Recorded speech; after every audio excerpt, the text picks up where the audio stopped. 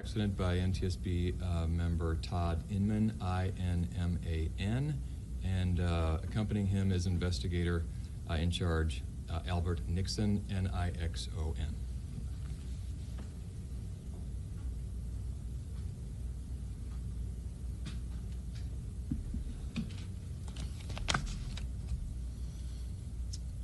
Hello, I'm Todd Inman. I'm a board member of the National Transportation Safety Board. As we reported yesterday, investigators from the NTSB arrived in Albany, New York, Saturday night to do an investigation regarding a crash involving a Mitsubishi aircraft. We began the on-scene investigation yesterday morning.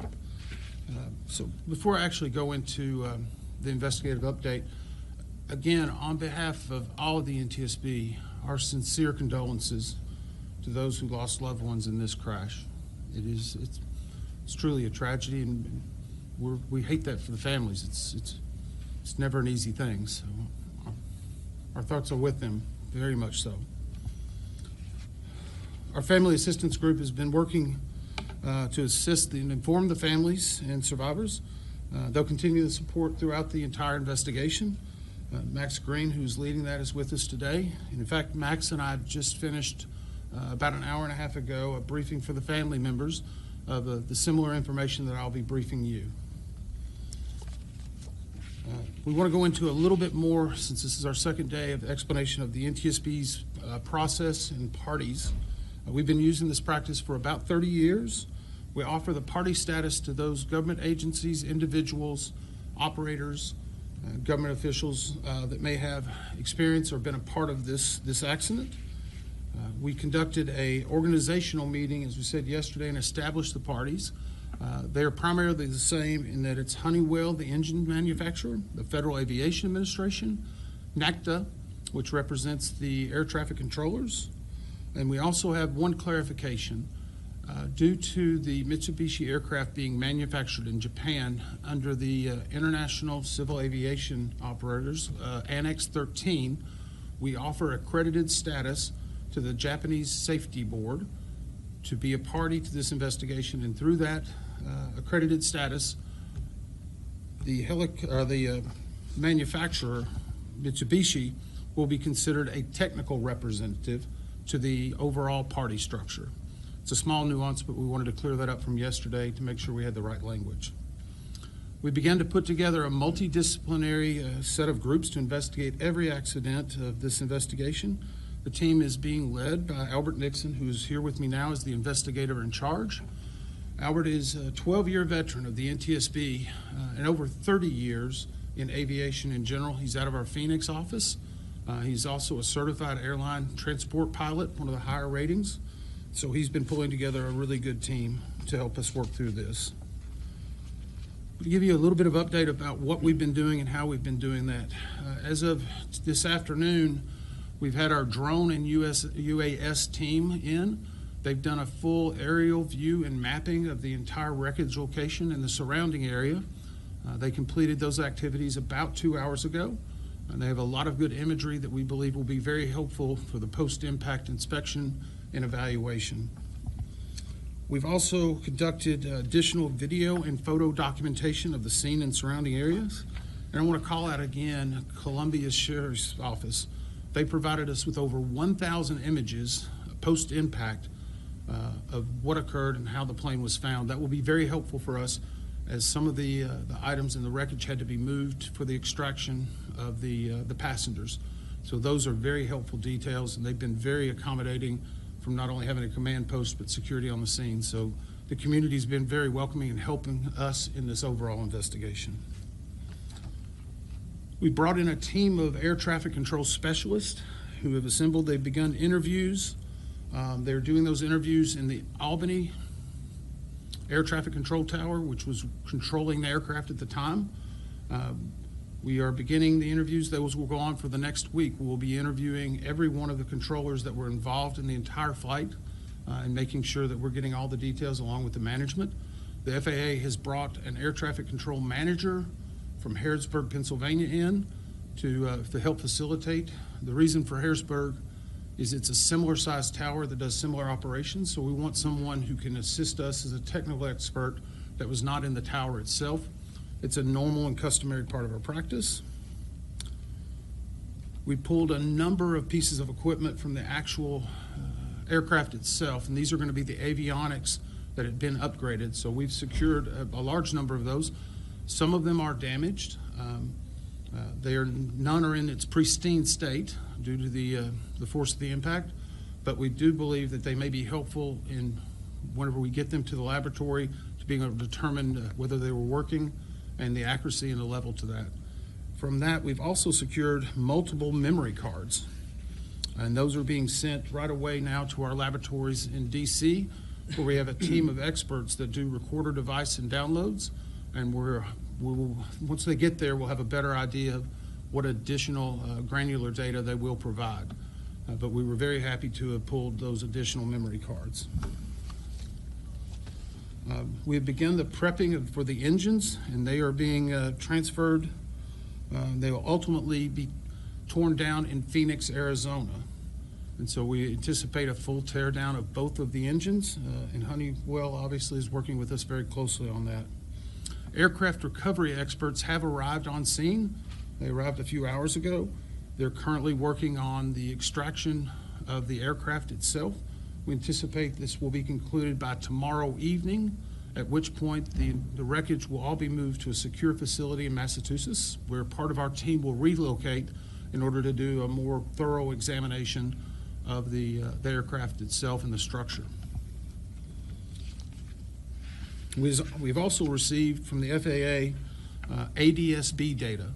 This is Automated Detection Surveillance Broadcast. It's commonly referred to as ADSB.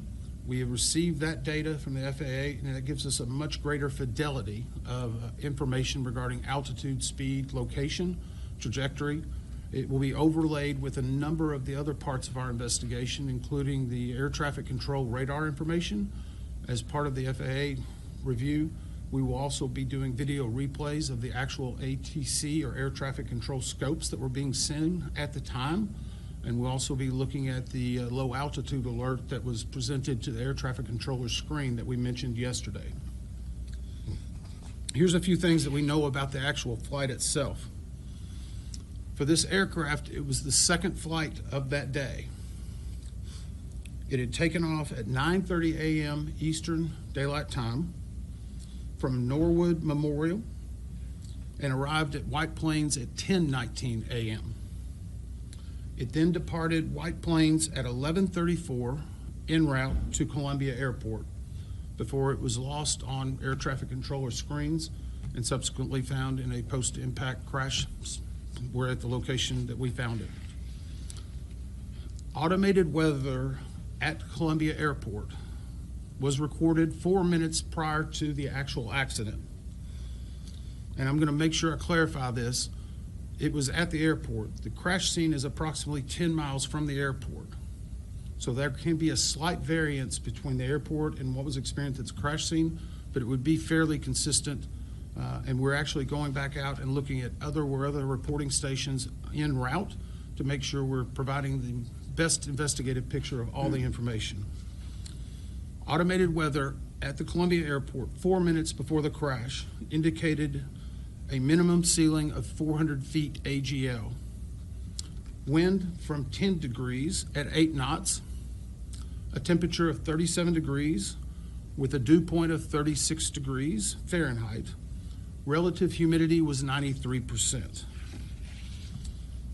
Now, what we can say is weather was, at that time, what we consider to be deteriorating. And I mentioned the ceiling at the airport being 400 AGL. That's above ground level. At 400 feet AGL for that approach at that airport, it would be the minimum for a landing under an IFR or instrument flight approach. So at 400 feet, the altitude would be the absolute minimum, 400 feet ceiling would be the minimum for that type of landing on that approach at that time. We have reviewed some of the records regarding the pilot of this aircraft. And if you look at the Mitsubishi series, you may notice that this type of plane requires additional training beyond just a normal FAA private pilot's license. We're reviewing all details regarding that pilot and the licensing, all the inspections, all the check rides. But for this specific aircraft, additional training was required to operate it. The training was completed and the pilot was proficient. It was completed on October 8th of 2024. Our teams have been working around the clock to try to gather this information and put together the facts that will help us determine what caused this accident, and of course help prevent such tragedies from happening again. Now I'm going to ask if the IAC to come forward and tell you a little bit about some of the working groups that he started to establish that will ultimately lead to the investigative report. As mentioned, for the investigative update, we formed several teams. The first is a weather team, and obviously, as you mentioned with the weather, they're gathering all the pertinent weather data from the National Weather Service for the accident. Previously mentioned, we also have an ATC team here, plan to be here all week. I think you talked a little bit about it already, but their role is the reconstruction and review of the air traffic control services provided to the accident aircraft, obviously. And this includes flight track, surveillance, radar, ADSB, etc. And any communications with ATC. Another group we have formed is structures, and basically those are the ones that are currently on scene finishing up. They're looking at the airframe, the engines, and also they'll be looking at impact angles, and they're trying to determine the angle the airplane impacted and also the attitude. So that's being worked as we speak. And finally, power plants, the engines. We mentioned where they're going ultimately, but obviously they'll be looking at the engines and propellers and all the accessories associated with the engine. Thank you, Albert. So these, as I said, they've been working around the clock. As to our schedule going forward on the investigation, we're working closely with not only the parties to gather that principal evidence and key measurements to expedite on our on-scene activities. Our goal while we are here is to collect all perishable evidence that can be stored for later examination and evaluation. Once that is concluded, the team will wrap up in the area. We anticipate being in the area, we believe, another 5 days, depending upon weather and what we find. However, if we need to stay longer, we will. If we need to bring people back at another point, we will. But we feel comfortable with where we're at currently in obtaining that perishable evidence. We've made good progress today and yesterday, and it's still very early. Our objective is not just to find out what happened, but why it happened, so we can make recommendations so this does not happen again. We're not going to be speculating about what may have caused the accident. We hope to have the preliminary report out in 30 days and the final report in 12 to 24 months. However, I do want to stress, if we find a pressing need, we have no problem issuing an urgent safety recommendation before then. The NTSB has had a history. In fact, we did a similar urgent safety recommendation. I was the board member for the DCA crash. Once we found information that we thought needed to be corrected immediately, we will make that urgent safety recommendation to either a manufacturer or to an organization or a regulatory authority. So we hope to have the investigative report in 12 to 24 days. We will be sending out, as I said, the preliminary report. It'll have the facts of the accident itself, more information that we've pulled together regarding additional reports. This will also be probably our last media briefing on site, because at this point we know where we're kind of going with the investigation and feel comfortable with where we're at. I'm going to stress again, we ask anyone that has any information regarding this, and I mentioned yesterday door cams or ring doorbells, things like that. We don't believe, because of the post-accident or the accident video, we don't believe that there would be any reason, but even if someone finds a little piece of something in their yard that may not look right, please contact us. And the email address is witness@ntsb.gov. That email address is witness@ntsb.gov. if you think that you have any evidence or any information that could assist in this investigation. Those tips and clues are usually very helpful for us. Since this will be our last briefing, I also wanted to call out the first responders who were there And they did a really amazing job considering not only the notification but the conditions. There's a lot of jet fuel that is in that area. I know a lot of us had to decontaminate 3 times yesterday in a wash bay. And so they were really working very hard, and we're very appreciative of their efforts. Those are really, truly unsung heroes of your community. Those first responders who were involved in the initial response were the Columbia County Sheriff's Office, the New York State Police, the Community Rescue Squad, the Craryville Fire Department, the Hillsdale Fire Department, the Columbia County Fire Coordinator's Office, the Columbia County Coroner's Office, the New York State DEC Spill Response, Greenport Rescue, and I would also like to mention the school systems in Columbia, where they've allowed us to use as one of their facilities in their wash bays as we've been doing some of our meetings, and also LifeNet. The Sheriff's Office and others were hopeful enough that they actually had an air transport on call if necessary for this incident. It ultimately was not needed, but we were appreciative of everything they did. So with that, we're going to try to take some questions and hopefully get some answers for any information you may need. I ask that you just tell us who you are and from what outlet you come from. Yes, sir.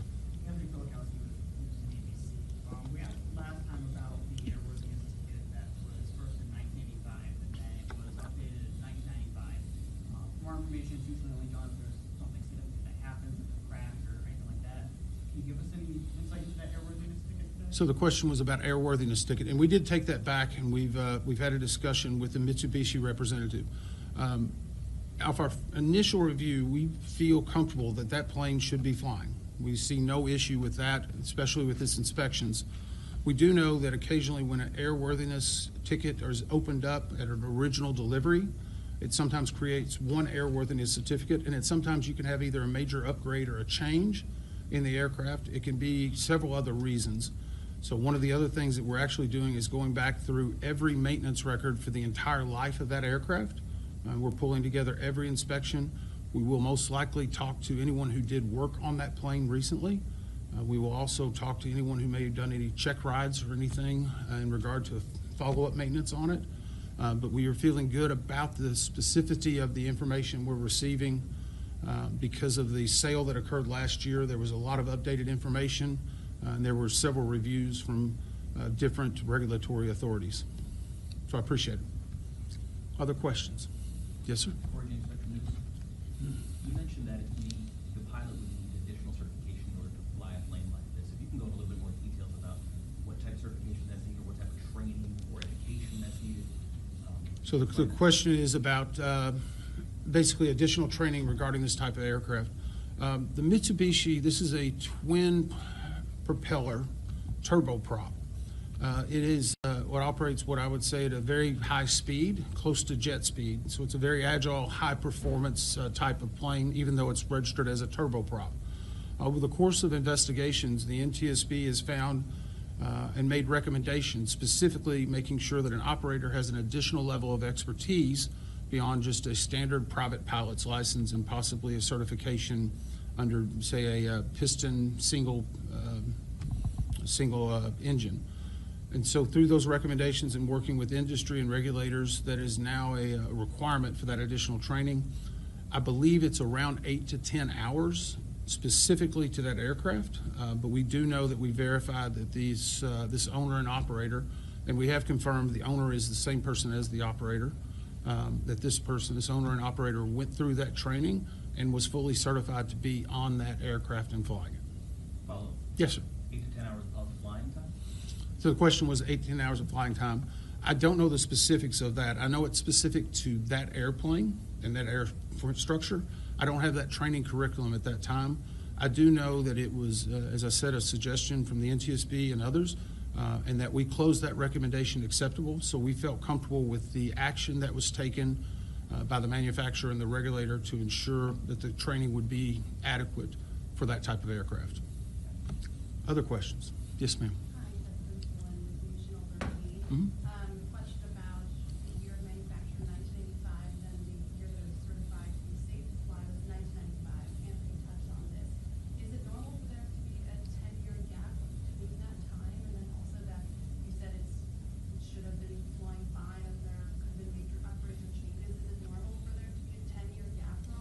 So the question exists about some records that show 1985 versus 1995. I would say we're digging into that further based on the question, but I would say this, with airworthiness certificates, there can be sometimes events that change it after a 10-year period that may say it needs a different or a new airworthiness certificate. You could have in this model, you could have a major modification change, such as the propellers. The propellers are a very specific and unique thing that could change the airframe itself. We will, as part of our investigative process, we will obviously be looking at that, every maintenance record. So right now, we don't see information that would lead us to the fact it was not airworthy at that moment, but the history of the aircraft, along with the history of the pilot, what they were doing 72 hours before, what the air traffic controllers were doing, all of that will be a part of that investigative report that will ultimately come out, and it'll be a part, while it's not in the investigative report, it will be a part of the docket that will be released publicly. One of the main things we want to do is be as transparent as possible with all of our investigative material. It's important that the public have trust in the investigative process, and that we've not only ruled in, but ruled out everything that could have been a contributing factor to this accident. Yes, sir. John Kavanaugh, CBS 6 News. Do you have any information on how often this plane was flown? The question was the amount of usage. We are pulling those records, and I would say in the amount that this plane was flown could be a relative term. Some people may use a plane every day. Some people may use it once a week. Some people once a month. The reason why we wanted to indicate it was the second flight of the day, it may be helpful to our investigators in regard to not only condition, but startup from the previous flight that may have occurred. And so we have an idea if there was a storage issue, possibly there was movement damage, or that something is fluid leak. Those things factor into, but that's one of the reasons why we wanted to offer the second flight of the day and the timing of that. Obviously, no reported problems during the first flight that we know of at this time, but we will be talking to that, and that's also, we've talked to the FBO operator, the fixed-base operator, where the plane landed and took out from at White Plains. That is how we initially identified the 6 people that were on board from video of them actually getting on the plane prior to the crash. Additional questions? Yes, ma'am. Have you guys changed any recent videos as of yet, or any sort of videos or tips from the public about this crash? The question was about additional videos or tips, and I don't believe so. I was looking to the IAC to confirm. I know we have had the one video we had from a general location. The way that works is whenever people reach out to our witness at ntsb.gov, there's a certain clearance process to make sure that it's valid information and worthy of ours. And I got to admit, 24 hours a day. It was a late night last night. It was the early morning. So those typically filter to us from our response operations center, and there may be a little bit of a small lag time. I know the investigator in charge mentioned he's got about 12 phone calls to return just from this morning. So I don't know if we have anything yet, but we're very appreciative. It's very often that those tips are very helpful for us. They help paint a better picture. So that's the reason why we try to reach out to as many people as we can. I will again stress, we don't believe that there's anything based on the one video we have that there was any type of mid-air breakup. But if someone does find a piece of debris, most aircraft parts typically have some form of serial number on them. If you were to find anything in that general area within a 5 or 10 mile radius as you're going through, I'll go back to the Alaska 1282 investigation we did with the door plug. It was found in someone's yard later that day. Those things you never can tell when they will pop up. So we want to try to get that witness at ntsb.gov email address in case someone would find something in the future. Anything else? Roger Hennigan, Gilson Times Union. The one camera, the images you have from that, would you be able to say where it was being shot from, and does it have like a wide angle, or does it just capture like part or the end of the impact? So the question is about the video again, and this was, it's an important part because it's helping us. Again, it was in a close vicinity of the crash.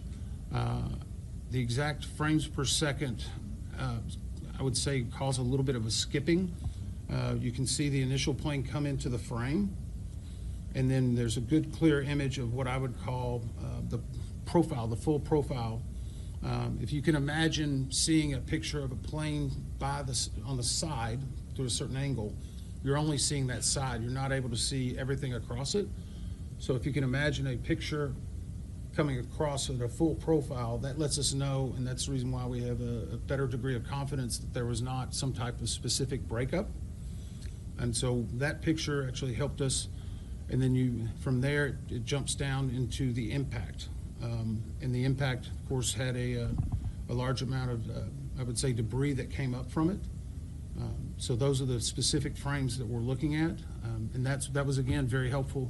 The Sheriff's Office was able to give us, before we took off from DC Saturday night, they actually did a video camera with the video camera.